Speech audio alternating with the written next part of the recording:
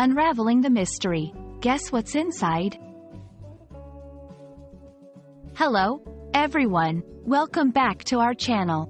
Today, we're diving into a fascinating phrase that's both simple and intriguing. Guess what's inside? This phrase is a great example of how English can be playful and engaging. Let's explore its meaning, use, and why it's so appealing, especially for those of you learning English. Stay tuned as we unravel the mystery together. The phrase, "Guess what's inside?"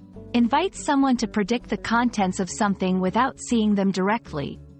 It's often used to spark curiosity and excitement. Think of it as opening a surprise gift.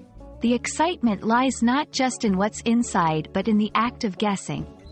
This phrase can be used in various contexts, from casual conversations to educational settings, making it a versatile tool in English.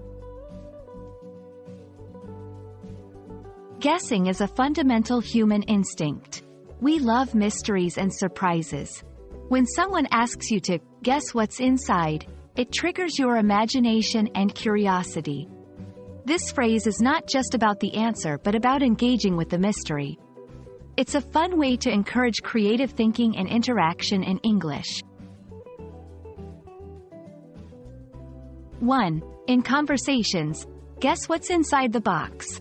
This could be a playful way to give a gift. 2. In education, teachers might use it to introduce a new topic. Guess what's inside this book, sparking interest in the subject matter. 3. In games and entertainment, many games use the concept of mystery boxes or surprise elements. Guess what's inside becomes an exciting prompt that keeps participants engaged. Be playful. Use it to add fun to your conversations or teaching methods. Encourage participation. It's a great way to get everyone involved, making learning English more interactive. Use visual aids. If you're teaching, use images or actual boxes to enhance the guessing game. Be patient. Give people time to think and guess. It's the anticipation that makes it fun. Guess what's inside? Is more than just a question.